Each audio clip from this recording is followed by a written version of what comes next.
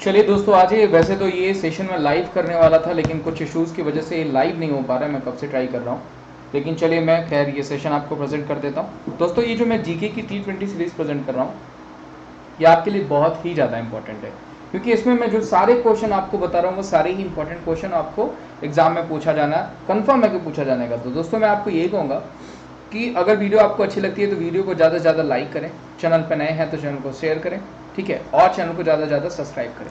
चलिए ज़्यादा समय न लेते हुए हम क्वेश्चन पे चलते हैं। पहला क्वेश्चन दोस्तों, संविधान का अनुच्छेद 112 किससे संबंधित है?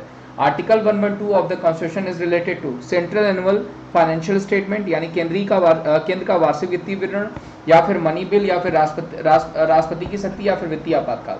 तो बिल्कुल आप आसानी से ऑप्शंस को सिर्फ एलिमिनेट करके, ऑप्शंस को सिर्फ जो है कि एलिमिनेट करके भी आप कर सकते हैं। जैसे देखिए मैं बता देता हूँ, मनी बिल को किस आर्टिकल में रखा गया है? 110 में रखा गया है।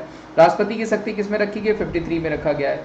वित्तीय आपातकाल अगर आपको पूछा गया तो वो किस में हो जाएगा? 360 में हो जाएगा, ठीक है। 352 में आपका नेशनल इमरजेंसी, 356 में आपका स्टेट, और 360 में वो हो जाएगा आपका, एक सेकेंड, वो हो जाएगा आपका जो है कि फाइनेंस इमरजेंसी, ठीक है। इस क्वेश्चन का जो आंसर हो जाएगा वो क्या हो जाएगा? वो हो जाएगा आपका ऑप्शन 1, यानी केंद्र का वार्षिक वित्तीय विवरण। ये क्या हो जाएगा? आपका बजट। बजट को रखा गया 112 में। आगे चलते हैं दोस्तों, आपके बारे में क्वेश्चंस के बारे में डिटेल्स भी दी गई है। तो आप शिक्षा सिटी जो हमारा टेलीग्राम ग्रुप है, ठीक है, शिक्षा सिटी पे जो है कि आप टेलीग्राम पे फॉलो करके वहां पे पीडीएफ आप पा सकते हैं। एक क्वेश्चन पूछा गया दोस्तों, रेलवे सुरक्षा बल आरपीएफ को हाल ही में रेल मंत्रालय द्वारा क्या नाम दिया गया और उसे क्या कहा जाता है? तो ऑप्शन है रेलवे सुरक्षा सेवा, या भारतीय रेलवे सुरक्षा बल सेवा, या भारतीय रेलवे बल सेवा, या फिर भारतीय रेलवे सेवा। तो देखिए जो सही आंसर हो जाएगा वो क्या हो जाएगा? वो हो जाएगा भारतीय रेलवे सुरक्षा बल सेवा। अब क्या कर दिया गया है? तो Indian railway protection force service कर दिया गया। वहीं दोस्तों अगर पूछा जाएगा कि हमारे करंट में रेलवे मिनिस्टर कौन है, तो सबको पता होगा कि वो कौन हो जाएंगे? वो हो जाएंगे पीयूष गोयल जी। करंट में हमारे रेलवे मिनिस्टर कौन हो जाएंगे? तो वो हो जाएंगे पीयूष गोयल जी। आगे बढ़ते हैं। In which among the following case has the supreme court propounded the theory of the basic structure of constitution, यानी निम्नलिखित में से किस मामले में सर्वोच्च न्यायालय ने संविधान की मूल संरचना के सिद्धांत को प्रतिपादित किया था? मीनावरा मिल्स के मामले में गोलकनाथ, केशवानंद भारती या मेनका गांधी। जो सही आंसर हो जाएगा दोस्तों वो हो जाएंगे केशवानंद भारती। केशवानंद भारती के समय में जो है कि सर्वोच्च न्यायालय संविधान की मूल संरचना के सिद्धांत को प्रतिपादित किया था। आगे बढ़ते, संविधान सभा की संचालन समिति के अध्यक्ष कौन थे? आज सुबह ही मैंने आपको पढ़ाया था, मैंने बताया था कि संविधान सभा के लिए टोटल 8 कमेटी बनाई गई। 3 बनाई थी राजेंद्र प्रसाद जी ने, ठीक है, 1 बनाए थे डॉक्टर भीमराव अंबेडकर जी ने,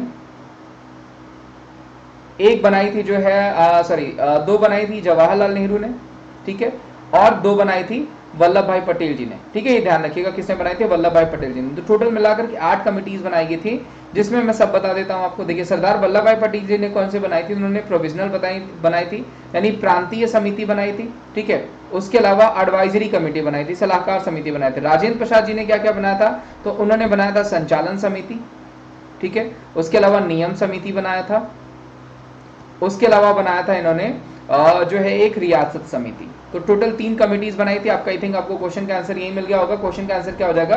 वो हो जाएंगे डॉक्टर राजेंद्र प्रसाद। वहीं भीमराव अंबेडकर जी ने ड्राफ्टिंग कमेटी बनाई थी 29 अगस्त 1947 को, ठीक है। और जेबी कृपलानी से क्वेश्चन बनता है कि पूछा जाता है कि स्वतंत्रता जब मिली थी भारत को, तब उस समय कांग्रेस का अध्यक्ष कौन था? तो वो कौन थे? जेबी कृपलानी। आगे बढ़ते हैं।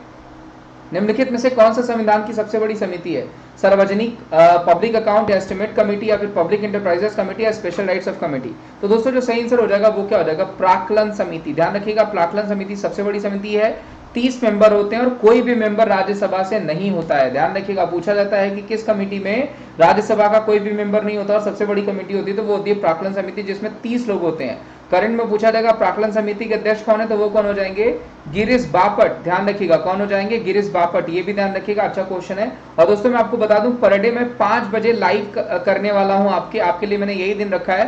पर डे 5 PM पे लाइव क्लासेस में आप लोगों को लूंगा, ये T20 सीरीज का एक्स्ट्रा डिटेल्स के साथ। उसके अलावा दोस्तों अगर पूछा रहेगा आपको तो स्पेशल कमेटी, तो एडहॉक कमेटी कहा जाता है, स्पेशल पर्पस के लिए बनाई जाती है। पब्लिक अकाउंटिंग कमेटी पूछा रहेगा तो उसमें 22 मेंबर होते हैं। ध्यान रखिएगा जिसका अध्यक्ष कौन होता है? वो अपोजिशन लीडर होता है। आगे बढ़ते हैं। Who was the editor of the leader newspaper in English, यानी पूछा कि अंग्रेजी में द लीडर अखबार के संपादक कौन थे? तारक नाथ दास, एनी बेसेंट, मदन मोहन मालवीय या महात्मा गांधी। तो जो सही आंसर हो जाएगा दोस्तों वो हो जाएंगे मदन मोहन मालवीय जी। ध्यान रखिएगा, मदन मोहन मालवीय जी, जिनको महामना की उपाधि दी थी महात्मा गांधी ने, वही जो है द लीडर अखबार के संपादक हैं। जबकि एनी बेसेंट का पूछा जाएगा तो वो हो जाएगा कॉमनवेल्थ। ध्यान रखिएगा, कॉमनवेल्थ पूछा जाएगा तो वो किसका, एनी बेसेंट का। और महात्मा गांधी जी का पूछा जाएगा तो इंडियन ओपिनियन हो गया। ठीक है, ये ध्यान रखिएगा, इंडियन ओपिनियन आपको जो कि पूछा जा सकता है। उसके अलावा हरिजन हो गया जो कि आपको पूछा जा सकता है।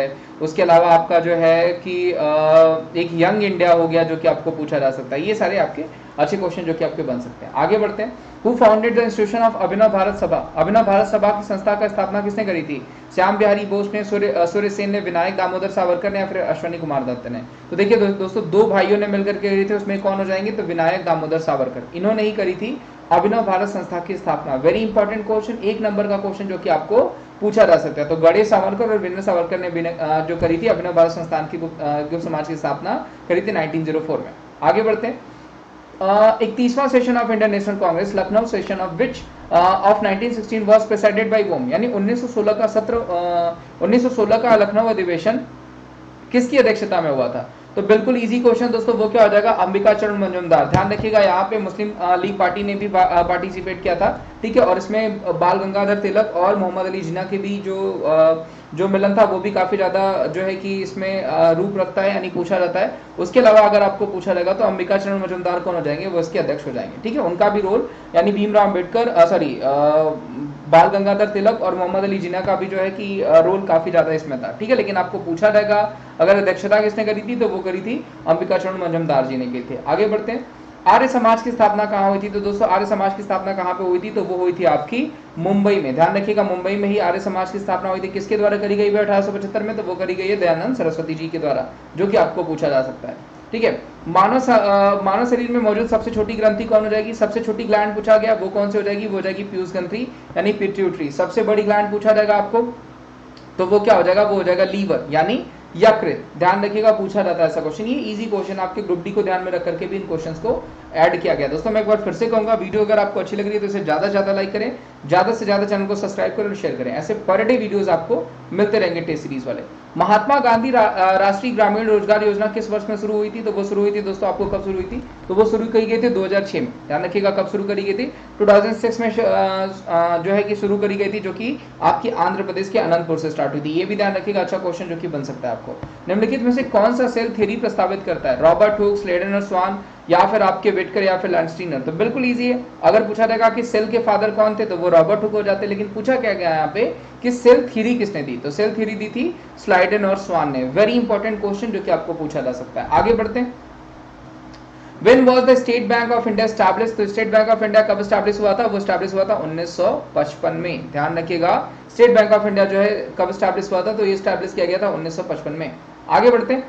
Mount Etna volcano is situated in which country? Mount Etna ज्वालामुखी किस देश में स्थित है? चिली में है, इटली में, इंडोनेशिया में, या फिर जापान में?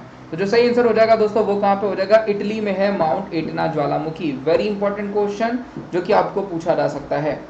तो इस क्वेश्चन के आंसर क्या हो जाएगा कि माउंट एटना इटली के सिसिली राज्य में जो है कि पाया जाता है। फ्रांस का लॉरेंस क्षेत्र इसके लिए किसके लिए फेमस है?